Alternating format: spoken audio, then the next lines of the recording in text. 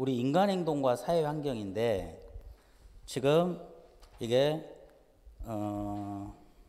제가 목차 정리된 것을 여러분한테 한번 나눠줄 거예요. 오늘은 그것을 준비를 제가 안 했는데 나눠드릴 것이고, 여러분이 이제 공부하는 법은 일단 1단원의 목차를, 1단원이 지금 우리가 인간 행동과 사회 환경이다. 사실은 심리학 개념이잖아요. 그러면 큰 주제를 여러분이 한번 봐보세요. 거기 보면은 정신역동 이론이 있죠. 그렇죠? 내 머릿속에 단원별로 구조도를 그려봐야 돼. 정신역동 이론이 있고, 그리고 넘겨보시면 인지행동 이론이 바로 나올 거예요. 하나, 둘, 셋, 넷 보시면은 두 번째 챕터 2 11페이지 정도인가 보시면은 인지행동 이론이 나오죠. 그리고 또 넘겨서 보시면 지금 인본주의 또는 인간주의 이런 의미로 나올 거예요. 예, 세 번째 거 보시면 16페이지에 인본주의 이론이죠.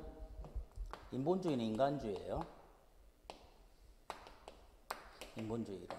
그리고 네 번째가 체계 이론이 나올 거예요. 일반 체계 또는 사회 체계 같은 말인데 보시면 한 장 더 넘겨보시면 저는 18페이지인데 여러분 18페이지입니까? 체계 이론 나오죠. 이 체계 이론이 지금 일반 체계 또는 사회 체계 이론이에요. 체계 이론. 이렇게 나오잖아요. 이렇게, 그리고 이제 그 다섯 번째, 여섯 번째가 있는데 얘들은 비중이 좀 떨어지니까 크게 보면 다 체계 이론 안으로 들어가고, 그러면 여러분이 정신역동 이론에는 누구누구 이론이 있고, 인지행동 이론은 제가 아까 말한 인지주의하고 행동주의로 나누라 그랬죠. 나눠서 지금 어떻게 했는지. 인본주의는 크게 로조스, 메슬로우 이런 사람 나오지만 메슬로우 이론은 우리는 주로. 그다음에 체계 이론은 이제 사회 체계 이론하고 생태 체계 이론 나오잖아. 이런 것처럼 여러분이 물론 이 목차 타이틀을 외우지 않더라도 시험 문제는 풀 수는 있어요. 그렇긴 하지만 우리가 이 책 한 권을 머릿속에 넣는다고 할 때에는 이 책 전체를 글자 하나도 안 틀리고 어떻게 넣어요? 우리 암기력이 그러지 못합니다. 그래서 핵심적인 단어, 문구, 문장을 그렇게 정리해서 여러분이 넣어야 돼요. 그게 여러분이 형소법은 특히 절차법이니까 소송의 절차 순서에 따라서 그 내용들이나 이론이나 판례들을 정립해 가면 되고요.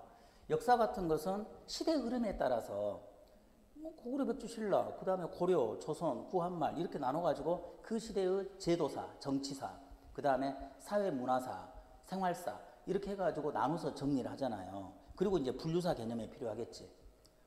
조세제도 특징이라든가, 정치제도 특징이라든가, 이렇게 시줄 날출처럼 엮어서 하시면 되시고, 이제 국어는 영역별로 나눠야 되겠죠. 크게 보면 문학과 비문학 이렇게 나누고, 그 다음에 한자가 아주 지역적인 것인데, 그 문학, 비문학에서는 어떤 것이 있고, 비문학에서는 어떤 것이 있는데, 여기서는 주제가 이런 것이다.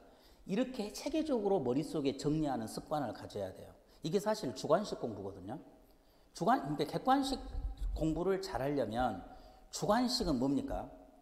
뭔가 핵심적인 단어나 문구나 문장을 알아야만 이걸 써내려갈 거 아니에요. 근데 여러분이 객관식 시험을 객관식처럼 준비를 하려고 하면 어떤 습관이 생겨버리냐면, 야, 내가 굳이 외울 필요 있어? 시험에는 사지선다가 나오고 사지선다 중에서 내가 정답 지문과 오답 지문을 구별만 하면 되지 내가 굳이 저렇게 외울 필요가 있나? 이러니까 어떤 현상이 발생해요? 느낌의 정답 같아. 근데 우리가 시험 봐보면 오답이지. 왜 그럴까? 함정이 있기 때문이지. 내가 이 문장도 정답처럼 느껴지게끔 어떤 위장이나 포장이 돼 있는 것이죠. 출제자는 그렇게 함정을 파놔야 되니까. 그래서 여러분이 그걸 피하려면 정확하게 핵심을 짚고 그것을 이해하고 외워버려야 돼요. 그러려면 어떻게 해야 돼? 체계적으로 정신역동 이론은 어떤 이론이 있고, 인지행동 이론에서는 인지주의 행동주의로 어떤 이론이 있고, 인본주의는 어떤 이론이 있고, 체계 이론은 어떤 이론이 있다는지. 그러면 이 각각의 이론에서, 예를 들어서 정신역동 이론의 맨 처음에는 프로이드 이론이잖아요. 그럼 프로이드의 정신역동 이론에서는 어떤 핵심적인 문구나 문장들이 나온단 말이죠. 그걸 머릿속에 기억을 하셔야 돼요. 알겠습니까? 그래서 제가 중간중간 우리 기출 문제라든가 이런 것을 제가 여러분한테 소개를 할 거예요. 우리가 아침 모의고사나 이런 것은 안 하지만 한번 우리가 한 번의 어떤 기출 문제 풀이 포함한 모의고사, 기출문제 풀이 한 번, 그 다음에 모의고사 풀이 한 번 정도는 우리가 아마 할 거예요. 그게 이제 여기서 하게 될지 청주에서 하게 될지 주로 아마 여기서 할 겁니다. 여기가 지금 저 촬영 기자재가 다 구비가 돼 있으니까. 그래서 그렇게 한 번 하는데 여러분은 그렇게 하더라도 제가 중간중간에 이런 내용들이 기출문제에 나온다. 그리고 여러분한테 OX로 제가 물어볼 거예요.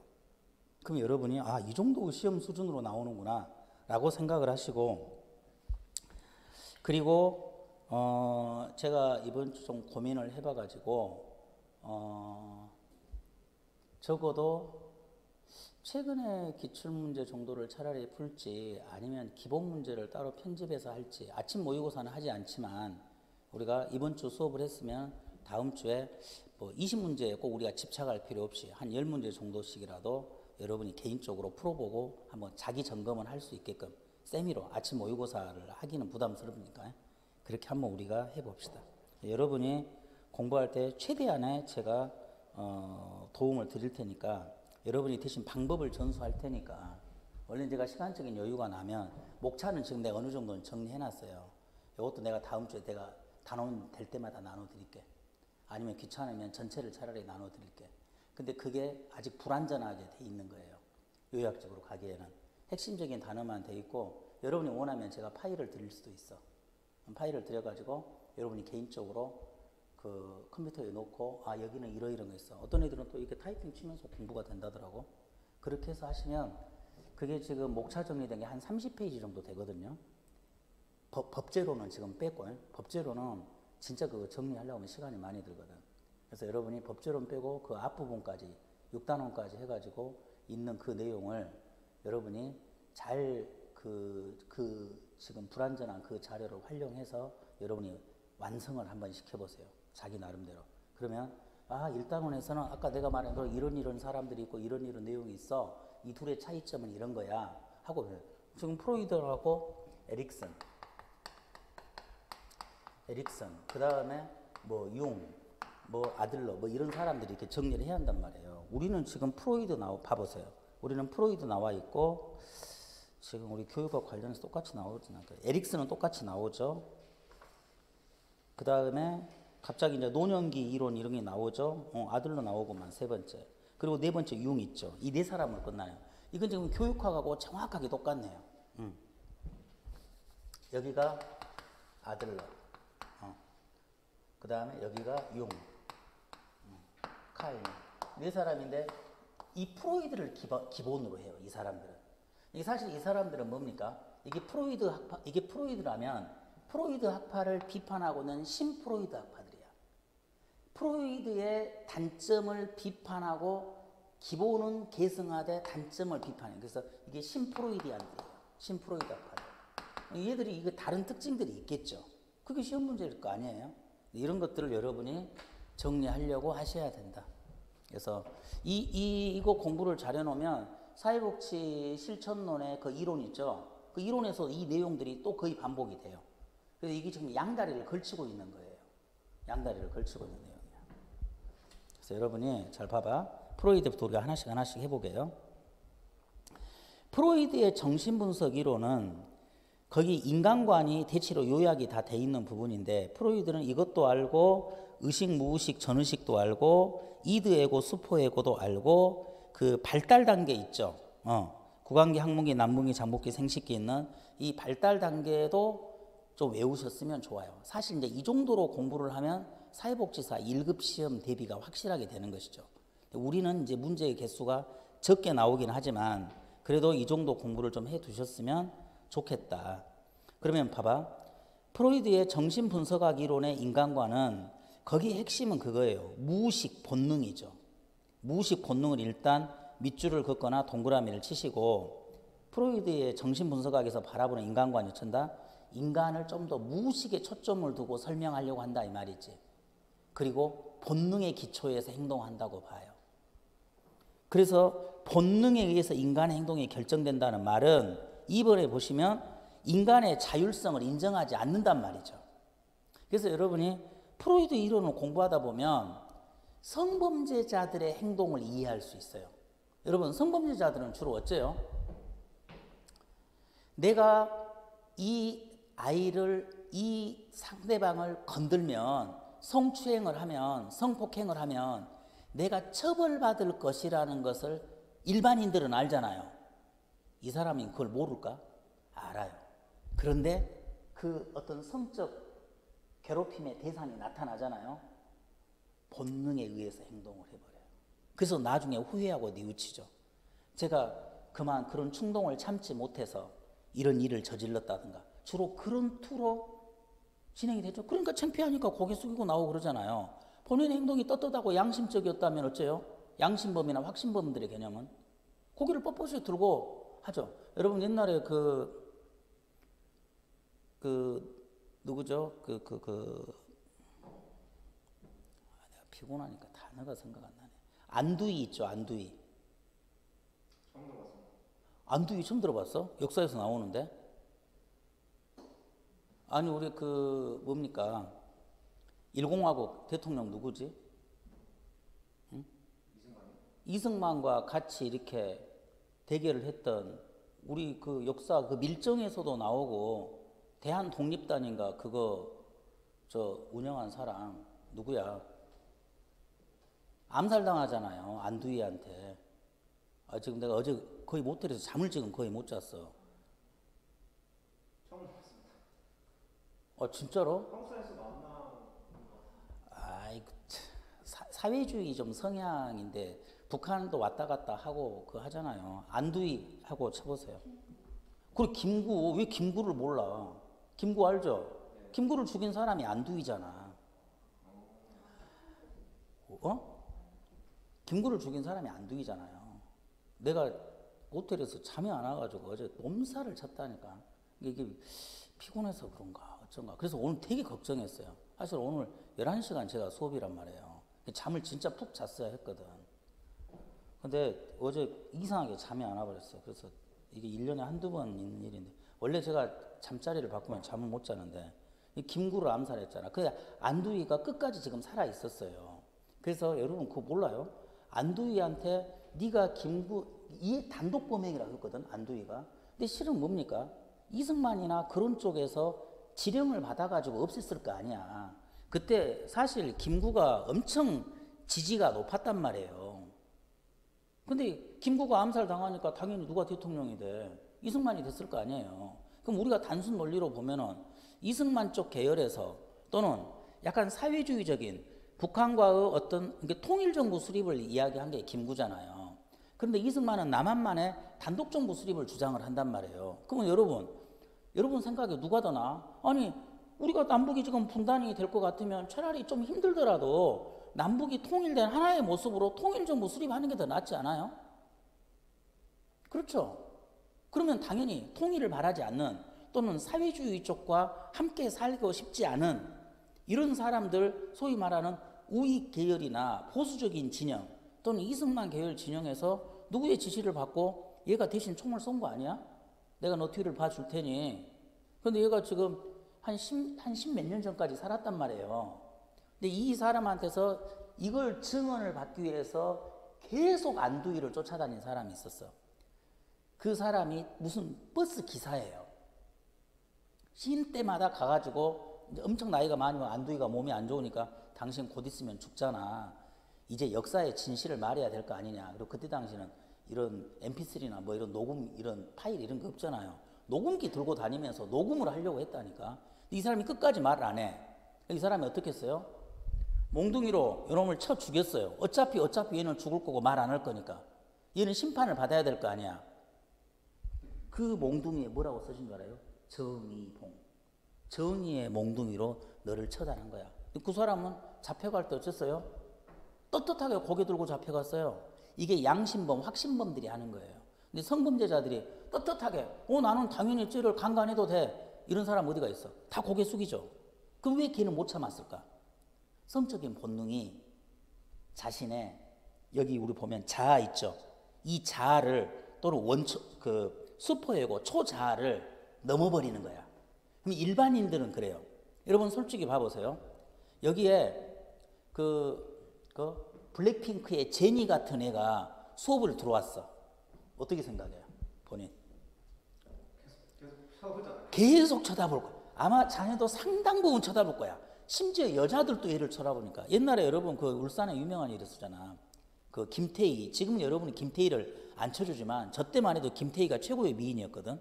김태희가 그때 그 학원을 다니는데 입시학원. 울산에 있는 입시학원이 엄청 큰데요. 근데 김태희가 딱 앉잖아. 선생님도 나중에 증언을 했어. 김태희를 여러 번 볼 수밖에 없다고. 주변이 화나대요. 애들도 김태희가 그거 끊는다고 하면 그 수업이 엄청 수강자가 늘어버려. 그러죠? 자, 그러면 자 여기에 블랙핑크 제니, 나는 개인적으로 걔를 싫어해. 약간 눈이 뽕 맞은 것 같아가지고 초점이 흐려가지고 난 싫은데 블랙핑크 제니 같은 애가 있어. 쟤는 어떤 생각이 들어? 그냥 얘는 편하게 이 친구는 그냥 자주 보겠죠. 만지고 싶지 않아요? 마음속을 그대로 들여다봐. 끌어안고 싶지 않아요? 아 진짜? 그러면 이 친구는 상당히 점잖하게 이야기하네. 자아나 초자아가 상당히 강하게 작용하고 있어요. 본인도 그래요? 끌어안고 싶지 않아요? 아 진짜로?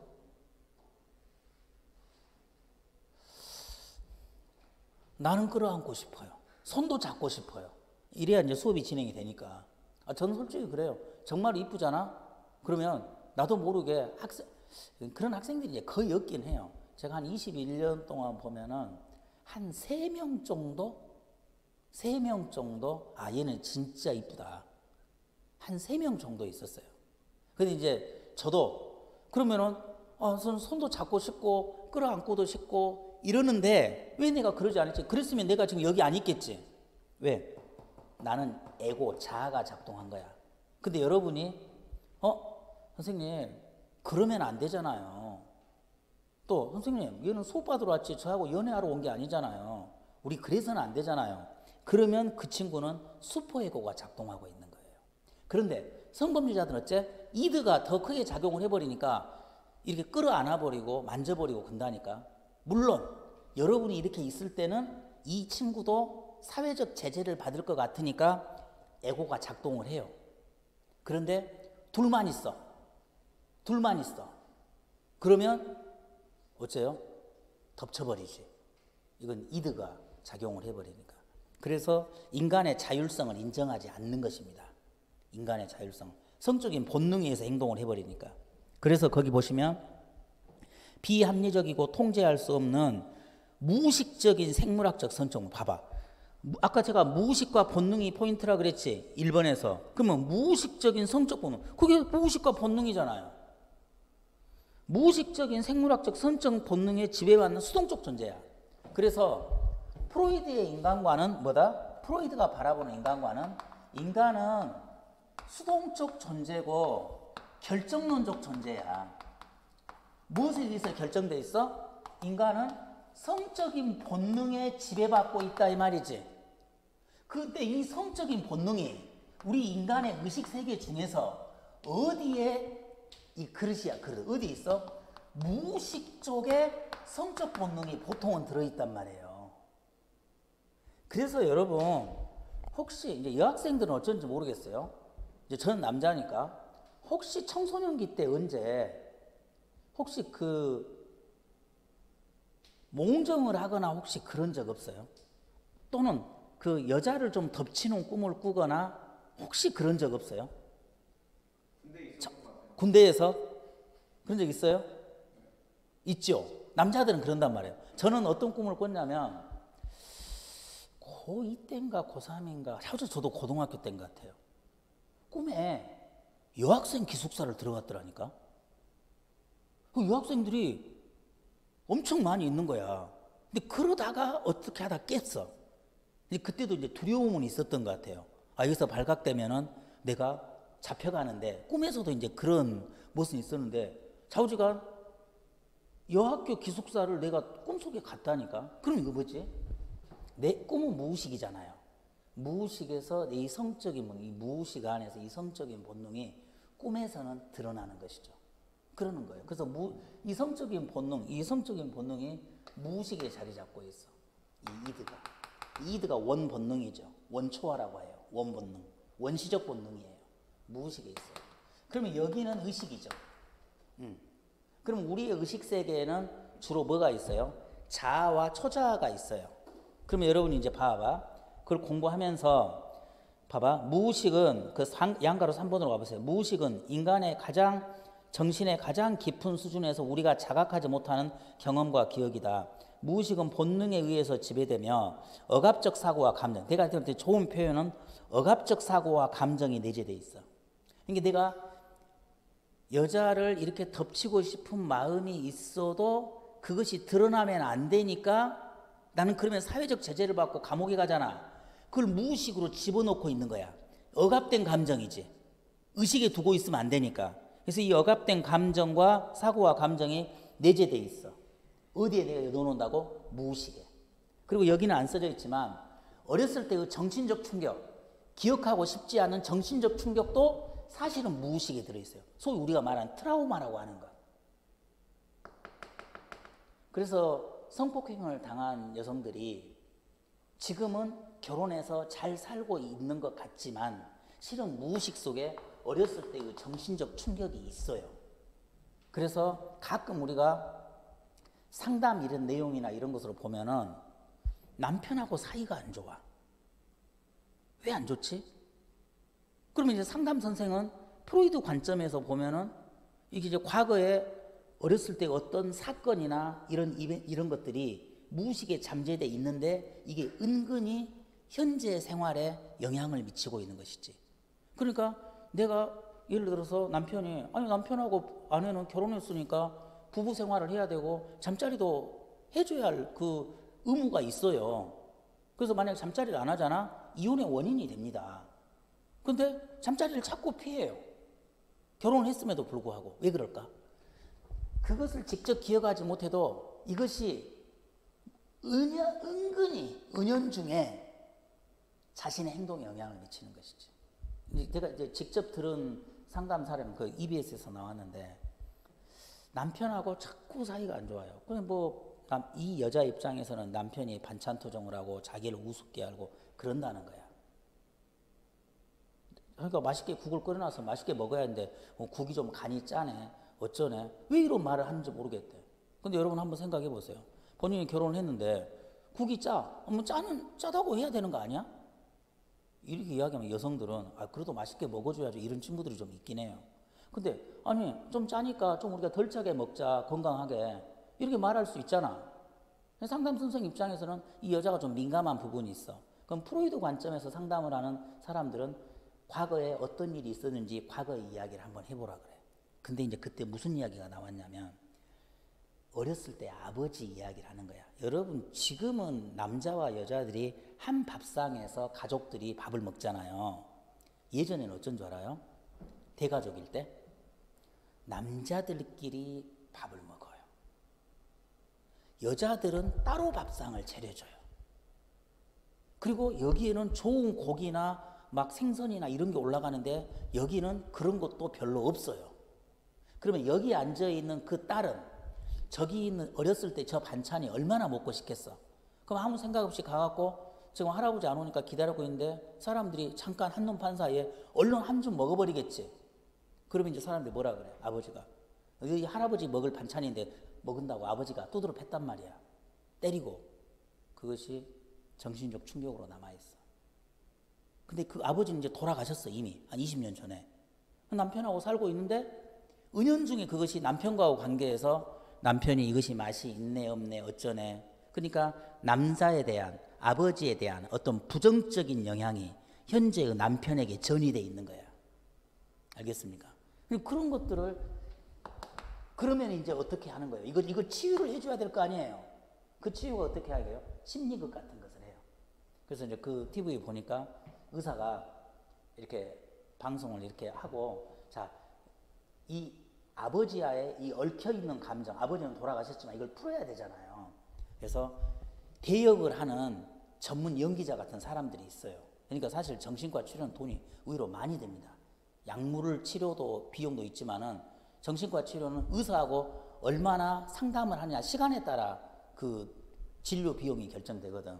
근데 전문 이렇게 배역을 하는 사람이 있어요. 그 사람이 음악도 이렇게 쫙 이렇게 깔아주고 누구야 오랜만이다 그러면서 이야기를. 그러면 처음에 이 사람이 아버지가 아닌 거 알잖아. 근데 점점 분위기를 그렇게 맞춰줘요. 그러면은 이제 너무 울면서 아버지 그때 왜 저한테 그렇게 하셨어요? 아버지가 그때 제가 갈치 한 토막 먹으려고 했는데 그때 해가지고 마음이 얼마나 제가 응어리가 졌는데. 그러면 이제 아버지가 그래. 영희야 내가 너한테 그때 정말 잘못했다. 너 이제 마음 풀고 이제 아버지를 용서해 다오. 그러면 너는 아버지를 용서할 수 없어요. 그러다가 우리가 사람이 막 울고 그러면 일종의 정화 카타르시스가 되잖아. 그래가지고 아버지를 용서해. 그럼 아버지는 이제 커튼 뒤로 사라져요. 그리고 이제 그 장면이 끝나죠. 그리고 이제 의사가 이 사람하고 다시 이야기를 해요. 어째요? 이제 아버지하고 맺힌 이런 것들이 좀 풀었습니까? 좀 나아졌다 그래. 훨씬. 이렇게 함으로써 이걸 풀어주는 거예요. 이게 이제 심리극 같은 거 하는 것이죠.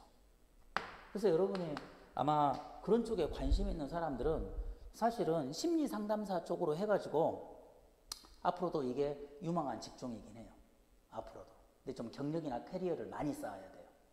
내가 아는 우리 동창 여자애가 상당히 유명한 심리 상담사를 하고 있더라고. 앞으로는 이런 직종들이 뜰 것이다. 왜? 우리가 사회가 점점 이렇게 경쟁이 심화될수록 어떤 심리학적인 마음의 상처나 이런 것이 크거든. 괜찮은 직업이에요. 그래서 여러분이 공무원 해도 좋고, 나는 심리 상담사나 청소년 상담사라든가 뭐 이런 거 해도 좋고. 근데 저는 심리학을 이론적으로는 좋아하는데 실제로는 못할 것 같아요. 저는 성격이 지시적인 것들을 좋아하거든. 지시 명령. 여러분 이렇게 공부하세요. 이렇게 좋지. 있는 그대로 받아들여주고 하다가 나는 내가 복창이 터져버릴 것 같아. 그래서 나는 이제 그게 안 맞다. 나는 그리고 사실 교사 성격도 안 맞아요. 교사라 하면 학생을 따뜻한 인간적인 마음으로 품어줘야 돼요. 물론 요즘에 교사들이 대부분 그렇게 하고 있지 못하죠. 그래서 나는 교사들이 문제가 있다고 생각해. 나도 그 문제 교사가 될 것 같아. 나도 교사 자격증이 있지만 나는 교사 시험은 한 번 보기는 봤어요. 경기도 시험 봐가지고 0.24인가 0.42로 떨어졌어요. 근데 그 뒤로 이제 학원 쪽으로 저는 방향을 틀어버렸죠. 그랬는데 잘 떨어지기를 잘했다 생각을 해요. 교사는 정말로 특수한 직업이어서 일반 우리가 사회생활 하면서 갖는 직업하고는 달라요. 인간을 대상으로 하니까. 한 아이를 마음을 죽여버릴 수도 있거든. 이 아이를 완전히 삐뚤어지게 만들어버릴 수도 있어요. 그래서 교사가 되려고 하는 사람은 사범대를 나왔지만 정말로 내가 교사의 어떤 자질이 있는가 그걸 다시 한번 고민을 해봐야 돼요. 그냥 돈을 벌기 위한 수단으로. 세속적으로 보면 교사라는 직업 지금 많이 좋은 직업이잖아요. 근데 그것만으로 결정을 했다면 아이한테 안 좋은 영향을 미칠 것이다. 저는 개인적으로 잘해야 학원 강사다. 그런 생각을 하고 있습니다. 어쨌든 이 무의식적인 생물학적 성적 본능. 그러면 여러분이 이제 3번에서 무의식을 우리가 이해했잖아. 그러면 의식은 뭔데? 현재 우리가 느끼고 이해하는 모든 경험이야. 우리가 감지할 수 있는 거야. 그러면 의식은 보통 우리가 지금 내가 하는 말이 들리고 뭐하고 하는 것도 의식이잖아요. 무의식은 우리가 느끼지 의식하지 못하지만 우리의 행동에 영향을 가장 크게 미치는 것이라고. 프로이드는 무의식에 포커스를 두고 있으니까. 왜? 무의식에는 본능이 자리 잡고 있어. 그러면 이 의식에는 주로 뭐가 있을까? 여기가 이드, 원 본능이 있다면 여기는 에고가 있고 슈퍼 에고가 자리 잡고 있어요. 그런데 이제 에고는 자하고 슈퍼 에고는 초자인데 이건 이따 설명을 하고 의식, 무의식을 했는데 의식과 무의식의 경계선상에 있는 게 전의식이에요. 그래서 우리가 어떤 사람들은 이렇게 이야기를 하죠. 바다에 떠 있는 빙산으로 보세요.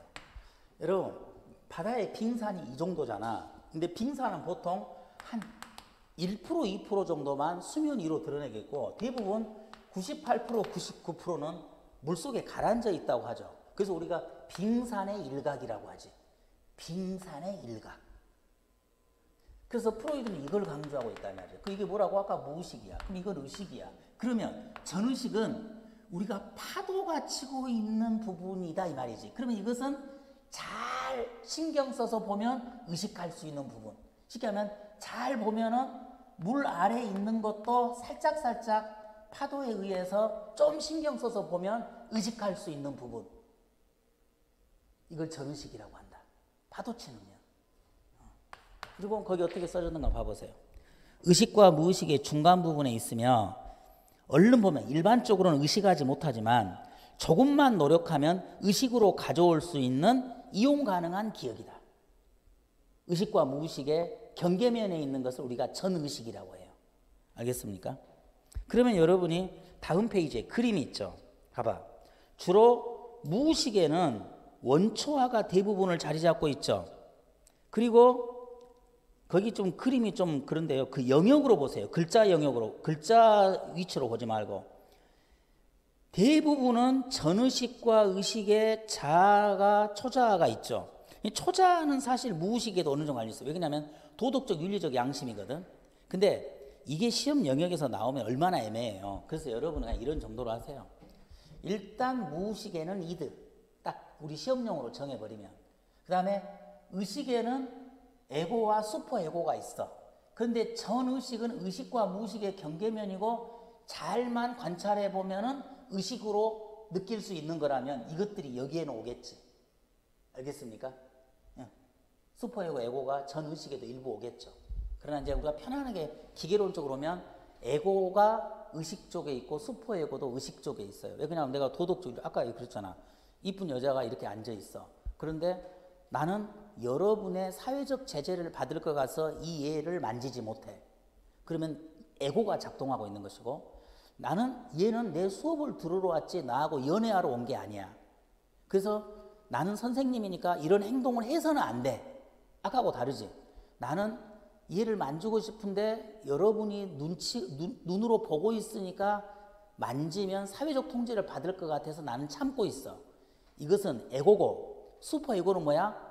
나는 선생님이고 얘는 학생이니까 우리는 연애를 하면 안 돼. 해서는 안 돼 하고 참는 것은 다르지. 해서는 안 돼. 이것은 슈퍼에고가 작동하고 있어. 이 도덕적 윤리적 양심이야. 그렇죠?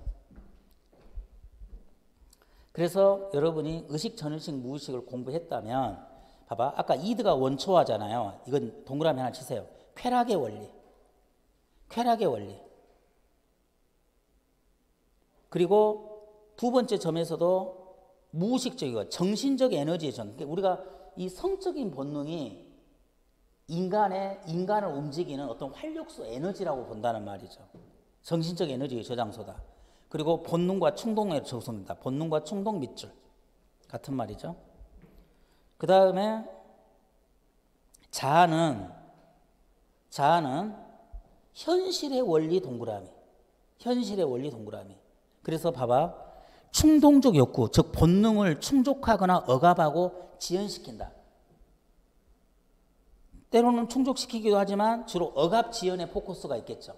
억압 지연. 그래서 현실의 원리니까 현실지향적 성격 구조다. 이 내용이 아까 뭐라고? 내가 이 애를 만지고 싶은데 덮치고 싶은데 여러분의 눈이 무서워서 내가 통제하고 지연하고 있는 거야. 그 행동을 참고 있는 것이지. 그것이 자아다. 그래서 그 세 번째 좀 뒤에 보시면 초자아와 원초화 사이에서, 즉 이더하고 슈퍼에고 사이에서 현실적인 어떤 이성적 균형을 유지하고 갈등을 조정해. 내가 얘를 만지면 얘하고 갈등이 생기겠지. 얘가 날 친구하고 그러고 여러분도 저하고 갈등이 생기겠죠. 선생님이 어떻게 그런 행동을 할 수가 있어요. 그래서 현실적이고 이성적 균형을 유지하고 갈등을 조정한다. 그러면 슈퍼에고, 초자아는 도덕의 원리 동그라미 치세요. 얘는 뭐예요? 옳고 그름을 판단하고 결정하고 사회가 인정하는 도덕적 기준에 맞춰 행동해요. 그러니까 쉽게 말하면 도덕적 윤리적 양심이 작동하고 있는 거예요. 그래서 도덕의 원리죠. 그래서 현실적인 것은 자아지만 얘는 이상을 추구해. 쾌락보다 도덕적 목표와 완전성을 추구하죠. 알겠습니까?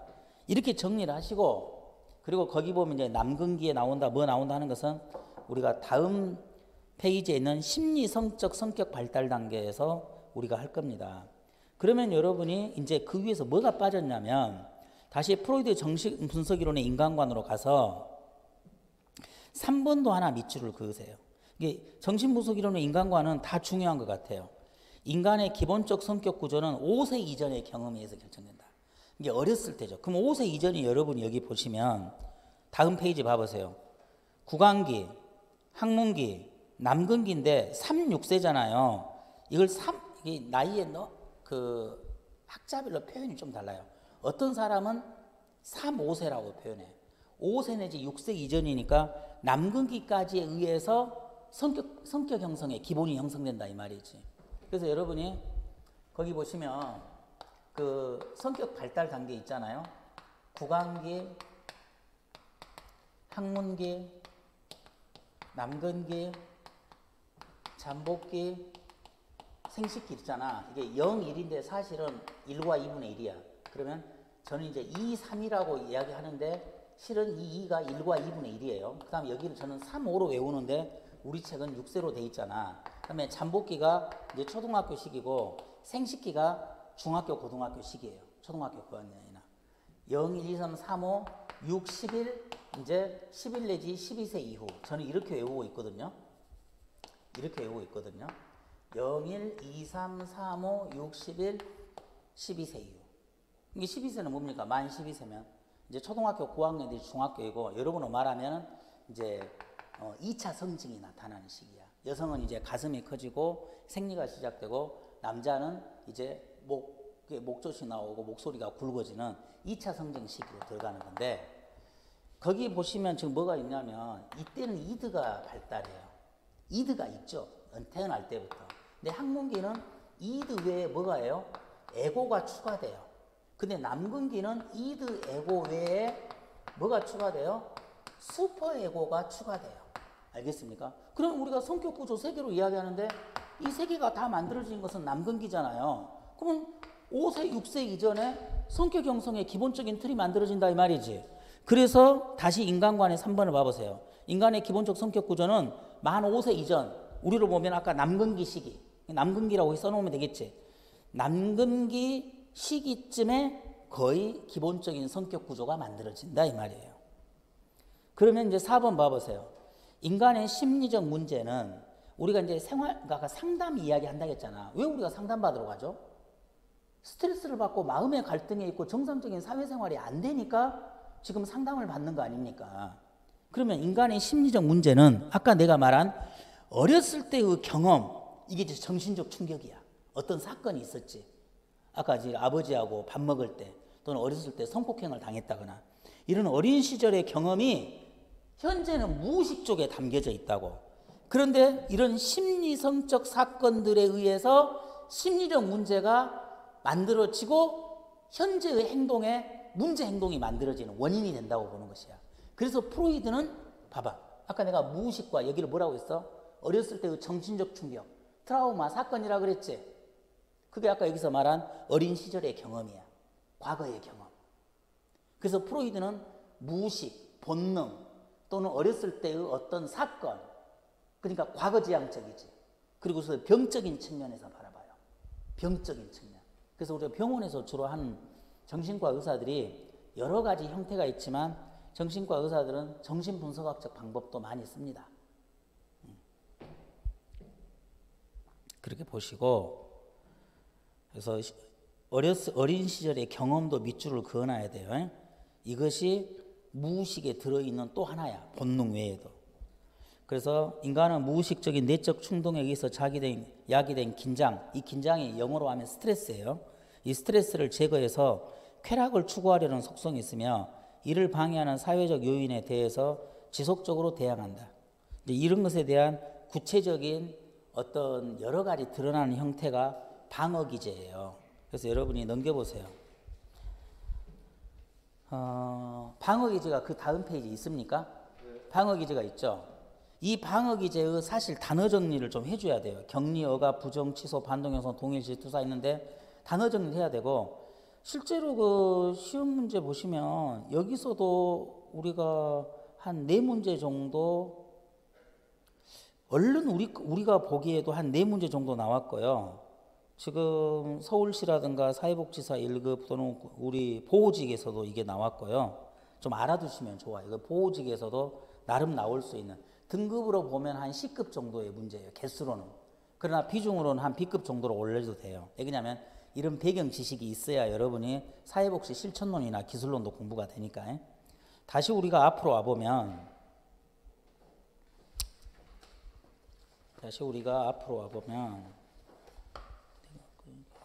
쓰게 놔둬버렸구나. 자, 리비도라고 하는 성적 에너지가 있죠. 이것도 알아두셔야 돼요. 인간의 행동과 성격을 규정하는 어떤 에너지로 보면 이게 리비도라고 하는 에너지인데, 아까 성적인 본능이 에너지로 표현되면 리비도라고 해요. 리비도라고 하는 성적 에너지 밑줄.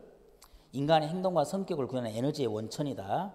리비도는 성격에 가장 큰 영향을 미치는 성적인 본능이다. 성적인 본능을 에너지로 표현하면 이제 리비도라고 한다 이 말이죠. 이 리비도가, 이 성적인 에너지가 어디에 집중되냐에 따라서 발달 단계를 제시해요. 그러면 이제 여러분은 그 다음 페이지에는 심리 성적 성격 발달 단계에서 표현이 좀 이상하잖아요. 구강기, 항문기, 남분기, 잠복기, 생식기 다 이거 신체 부위와 관련돼 있죠. 잠복기 빼고. 그러면 구강기는 뭐예요? 입에서 성적인 만족을 느낀다고.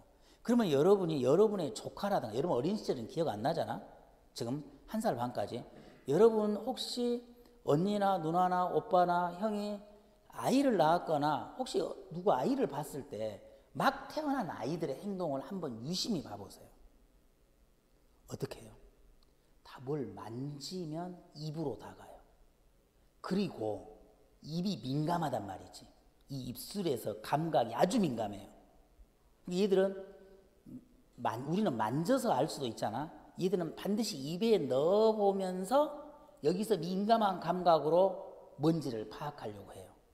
그 다음에 여러분 이 아가들이잖아. 이 영아들 장난감 중에 혹시 공갈젖꼭지라고 들어봤어요? 안 들어봤어요? 공갈젖꼭지 들어봤죠? 들어봤잖아.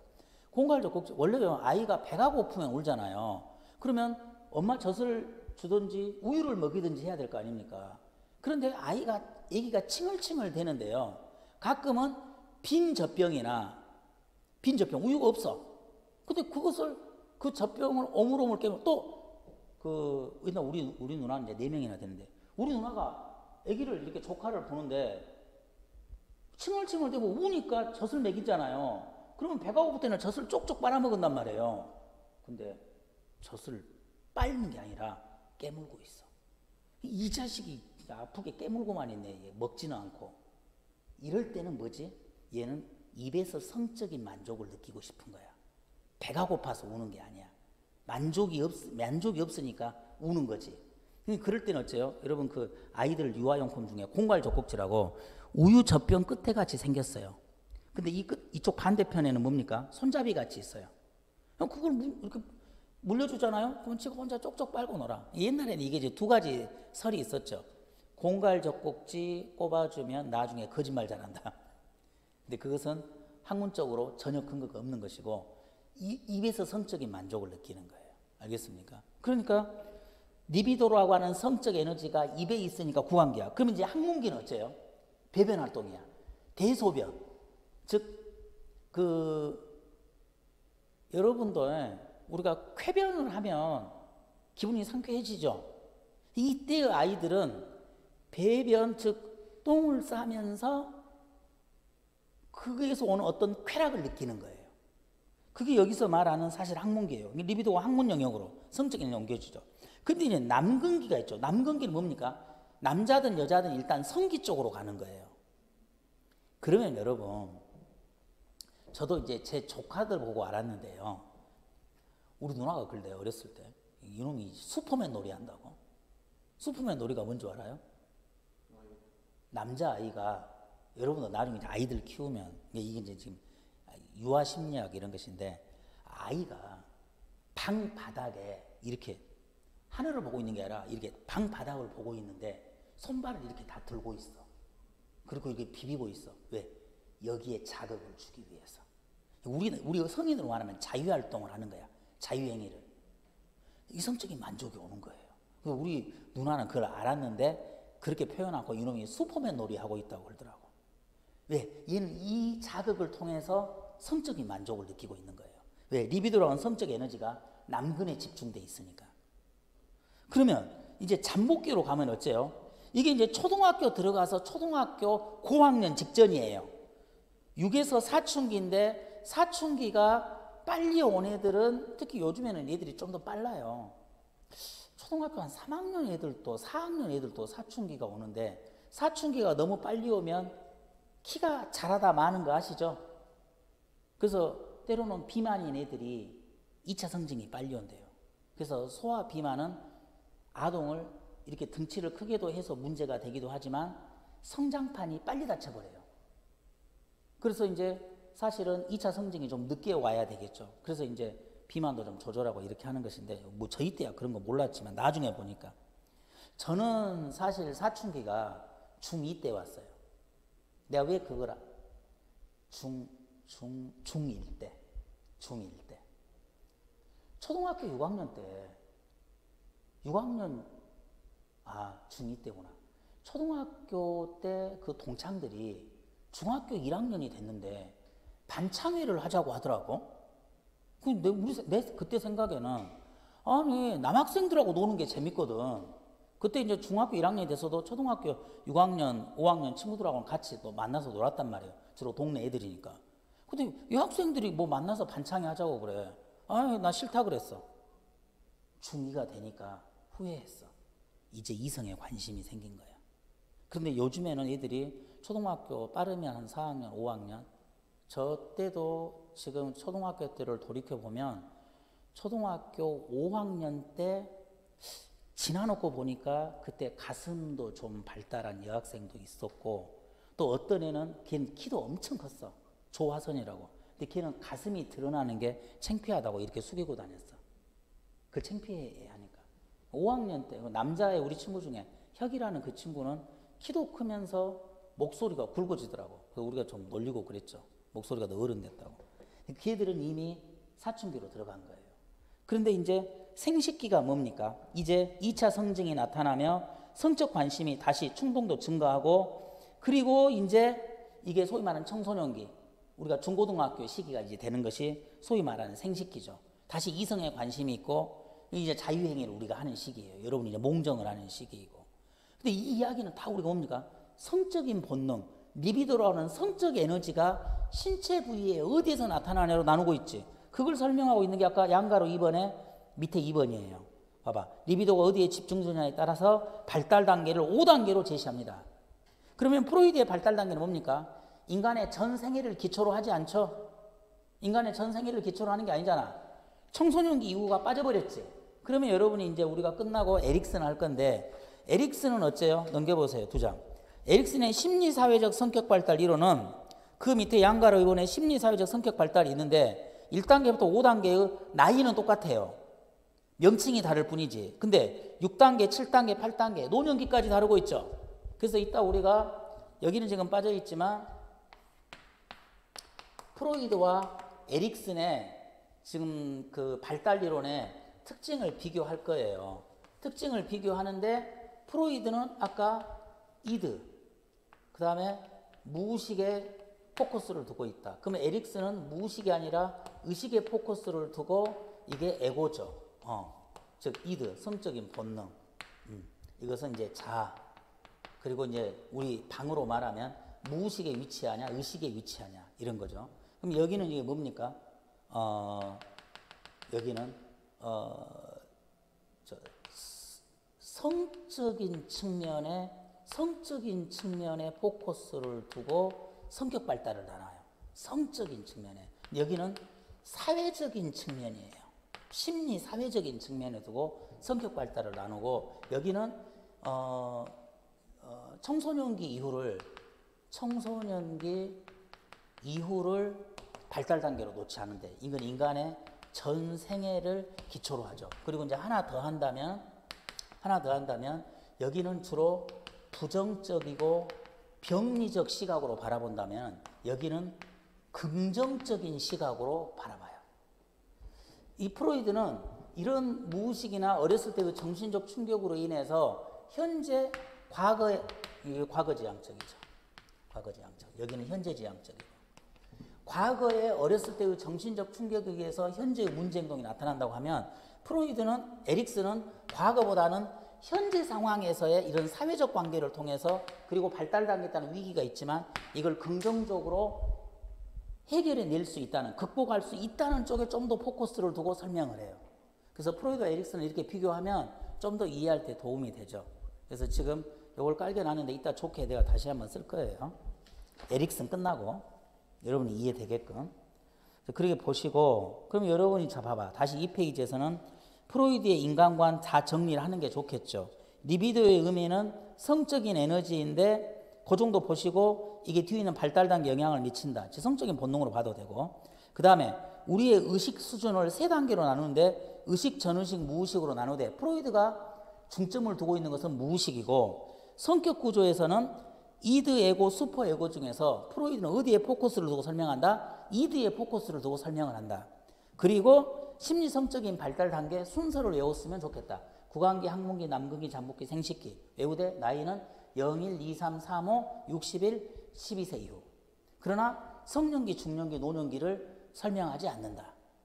그리고 이제 추가한다면 이드, 에고 추가, 슈퍼 에고 추가. 그래서 남근기 시기까지 해서 주로 성격 발달의 성격 형성의 기본이 만들어진다. 그렇게 하면 프로이드는 크게 문제가 안 돼요. 제가 왜 프로이드를 강조하냐면요. 이게 기준이 있어야 되잖아, 공부를 할 때. 에릭슨을 프로이드하고 비교하면 돼요. 그리고 아들러나 융도 다 프로이드하고 비교가 돼요. 알겠습니까? 프로이드가 기준이야. 중요한 핵심이지. 마치 여러분이 동기부여 이론 들어가잖아. 그러면 동기부여 이론에서는 매슬로우의 욕구 5단계서를 기본으로 엘더퍼, 맥그리거, 허즈버그 이런 사람들을 공부하는 것처럼. 알겠습니까? 기준이 되는 이론이에요. 이게 중요합니다. 그래서 이제 우리가 그 해놓고 이거 하나만 하고 끝냅시다. 좀 쉬는 시간 갖게. 남근기에 여러분 그거 들어봤죠? 웨디푸스 컴플렉스, 거세 불안증, 여자아이들은 일렉트라 컴플렉스. 여러분 이 남근기 시기에 어떤 문제가 발생해요? 어떤 일이 발생해요? 여러분도 이제 결혼을 또 해보면 이런 일이 있을 거예요. 여러분 이제 사랑하는 아내하고 사이에 아이가 생겼는데요. 아이가 이 시기에 3, 5세, 3, 6세 시기가 됐어. 자, 남자아이다. 어떻게 될까? 아빠를 라이벌 관계로 생각해요. 그래서 남편이 들어와서 자기 아내를 조금 안을 수도 있잖아. 여보 잘 다녀왔어? 보고 싶었어? 안으면 이 아이가 반드시 중간으로 끼어 들어가서 아빠를 띄어내고 엄마 내 거야 이렇게 하고 안아버리려고 해요. 그런데 자기하고 라이벌 관계인 아빠가 자기의 남성성을 없애버릴 것으로 생각을 한단 말이지. 그래서 거세 불안 시달리는 게 에디푸스 컴플렉스예요. 그러면 일렉트라가 뭔가 남성의 남근이 이게 일직선이잖아요. 일렉트라는 직립의 의미가 있어요. 직선, 직립. 여러분 우리 고대 우리 인류의 이게 발달에서 보면 처음에 오스트랄로피테쿠스 기억나요? 그 다음에 호모 에렉투스, 그 다음에 크로마뇽인 막 이렇게 변화되는 거 아시죠?